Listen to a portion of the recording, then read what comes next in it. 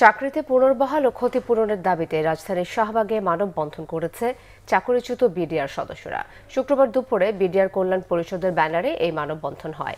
অংশ নেন চাকরিচ্যুত বিডিআর সদস্যরা ও তাদের পরিবারের সদস্যরা। তাদের অভিযোগ, অন্তর্বর্তী সরকার তাদের চাকুরিতে পুনর্বহালের আশ্বাস দিলেও ব্যবস্থা নেয়নি। তারা আশাবাদী বর্তমান সরকার বিডিআর হত্যাকাণ্ডের সঠিক তদন্ত সহ তাদের চাকরি ফিরিয়ে দেবে। মানববন্ধন থেকে 2009 সালে পিলখানা হত্যাকাণ্ডের ন্যায় বিচার চান তারা। জানান 57 জন সেনা অফিসার ও 8 জন বিডিআর সহ 74 জনের হত্যার বিচার।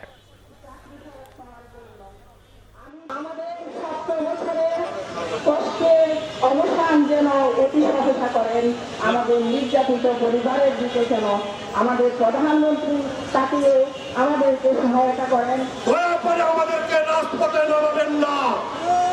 আমরা অনুরোধ করে বলছি, আমরা মজলুম, আমরা নিরুপায়, আমরা ষড়যন্ত্রের শিকার।